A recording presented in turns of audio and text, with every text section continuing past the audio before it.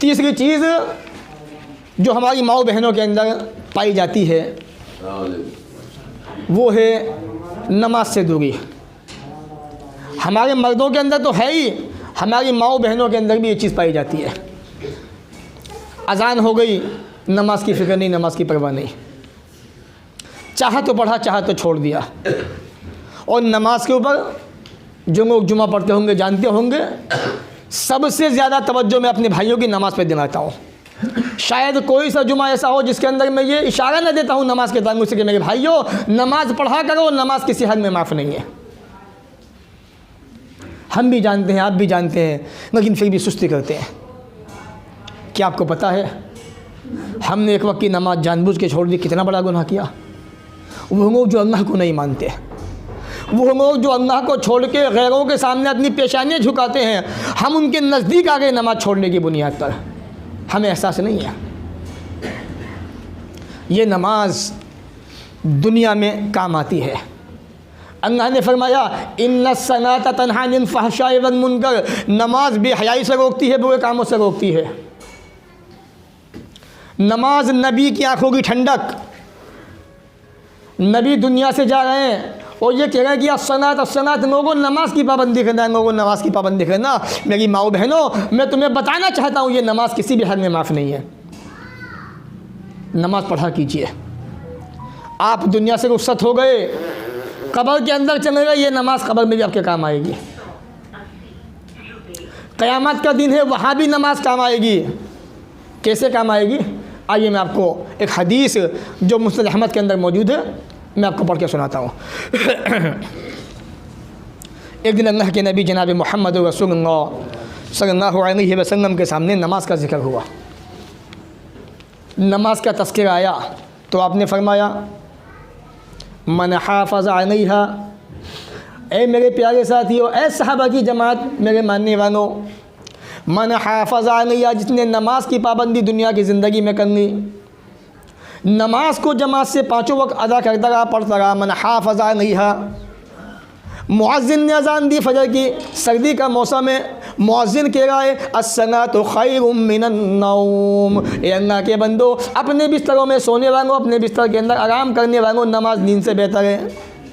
आपके कानों में आवाज़ आई, आपने अपने गुदगुदे बिस्तर को छोड़ दिया फ़ौरन और ये कहा कि अल्लाह तूने मुझे पुकारा है मुअज़्ज़िन के ज़रिए से। ए अल्लाह मैं तेरी आवाज़ पे लब्बैक कहता हूँ, मस्जिद में जाता हूँ, वज़ू बनाता है, नमाज़ पढ़ता है, फ़जर की नमाज़ पढ़ी, ज़ुहर के अंदर भी मस्जिद के अंदर पहुँचा, असर की अज़ान हुई, मस्जिद के अंदर पहुँचा, यहाँ तक कि मग़रिब का भी वक्त आ गया, इशा भी हो गई, पाँचों नमाज़ों के अंदर जाता रहा। अल्लाह के नबी फरमाते हैं मन हाफ़ज़ अलैहा, जिसने 5 नमाज़ों की पाबंदी की, नमाज़ों को पढ़ लिया, कानत लहू, मेरे प्यारे साथियों, ये नमाज जो है क़यामत के दिन नूरन, रोशनी का काम देने वाली है। जहाँ कोई लाइट नहीं होगी, कोई रोशनी नहीं होगी, कोई फ़ोन नहीं होगा, अंधेरा ही अंधेरा होगा। नबी फरमा रहे हैं नूरन पे ना फ़ायदा देगी, रोशनी का काम देगी। वह बुरहानन, आपके हक़ में सबूत बनेगी, हुज्जत बनेगी, आपको कामयाब करवाएगी, आपको बचाएगी, अल्लाह के सामने खड़ी होगी परवरदिगार। फरिश्ते कहेंगे अल्लाह ये बंदा ऐसा था, नमाज कहेगी नहीं मेरे पास सबूत है, मुझे पढ़ा करता था। वह बुरहानन, सबूत होगी ये नमाज, सबूत दलील। आगे आप फरमाते हैं वह नजातन यौमल क़ियामा, ए मेरे सहाबा की जमात, क़यामत के दिन तुम्हें निजात भी दिलाएगी, जन्नत के अंदर पहुँचाएगी। किसके फ़ायदे इतने सारे? नमाज के फ़ायदा। लेकिन हमारी आपकी तरह अगर बेनमाजी रहे सब, आपने नमाज़ें नहीं पढ़ी, माएँ बहनें नमाज नहीं पढ़ी, समझाया बुझाया, आवाज़ें आई, नमाज को अंजाम नहीं दिया, नबी फरमाते हैं वमन लम युहाफिज़, जिसने नमाज की पाबंदी नहीं की, नमाज को नहीं पढ़ा, आप फरमाते हैं नम तकुन्नहु नूरन, ये नमाज न तो रोशनी का काम देगी, वना बुरहानन, न उस बंदे के हक़ में सबूत बनेगी, वना निजातन, न क़यामत के दिन निजात दिलवाएगी उस बंदे को। हुक्म हो गया, फैसला हो गया, फरिश्तों ये बंदा जहन्नम, ये इसको जहन्नम के अंदर फेंक दो, जाओ जहन्नम के अंदर नहीं जाओ। मेरे भाई जो उसके पास तो नमाज़ें होंगी नहीं, तो नमाज कैसे उसको बचाएगी? फरिश्ते उसको जहन्नम के अंदर फेंक देंगे। और ये भी याद रखो कहाँ फेंकेंगे, मैं आपको बताना चाहता हूँ। नबी फरमाते हैं वकान यौमल क़ियामत, वो क़यामत के दिन माँ कारून, कारून के साथ में होगा। कारून जानते हो ना, मूसा अलैहिस्सलाम की कौम का बड़ा अमीर आदमी था, जिसे अल्लाह ने ख़जानों के साथ में ज़मीन के अंदर धंसा दिया, उस कारून के साथ में होगा बेनमाजी। मेरी प्यारी माओ बहनों, अगर तुम चाहती हो मोहम्मद रसूलुल्लाह सल्लल्लाहु अलैहि वसल्लम की सोबत तुम्हें जन्नत के अंदर मिल जाए, नमाज की पाबंदी करो, इन पेशानियों को अल्लाह के सामने सजदे के अंदर झुका दो। मेरे प्यारे साथियों, आप भी नमाज की पाबंदी कीजिए। वकाना यौमल क़ियामत मआ कारूना, कारून के साथ में होगा।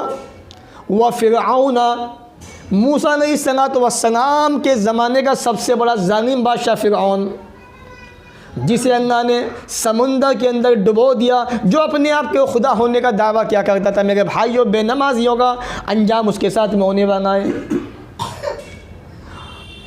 वह उबैय इब्न खलफ, हामान के साथ में होगा, जो फ़िरऔन के ज़माने का बड़ा ख़ास आदमी था फ़िरऔन का, इसके साथ में बेनमाजी होंगे। वह उबैय इब्न खलफ, अल्लाह के नबी जनाब मोहम्मद रसूलुल्लाह सल्लल्लाहु अलैहि वसल्लम का बदतरीन दुश्मन उबैय इब्न खलफ, उसके साथ में उनका शुमार होगा। तो ये बेनमाजियों का अंजाम है। आज नमाज को हमने बड़ा हल्का, बड़ा मामूली समझ लिया। पहले ऐसा होता था कि मस्जिदें दूर दूर हुआ करती थी, लाइटें भी इतनी नहीं थी, अंधेरे ज़्यादा थे, फिर भी अल्लाह के नेक बंदे, हमारे जो असनाद गुजरे हैं पीछे, बाप दादा गुजर गए, वो नमाज की पाबंदी फिर भी क्या करते थे। आज हर मोहल्ले के अंदर 2-2, 3-3 मस्जिदें मौजूद है, फिर भी हम नमाज़ पढ़ने नहीं जाते, बहाने बना ले। कभी तो बहाना मार देते हैं, मगर साहब कपड़े ख़राब नहीं है। अल्लाह के बंदे, कपड़े ख़राब है तो आप ऐसे घूम क्यों रहे हैं? आप इसे चेंज कीजिए, आप नहाइए धोइए, नया कपड़ा पहनिए। आप मोमिन हमेशा पाक साफ रहता है, नापाक नहीं रहता। तो तीसरा बड़ा गुनाह हमारे समाज का, नमाज को छोड़ देना।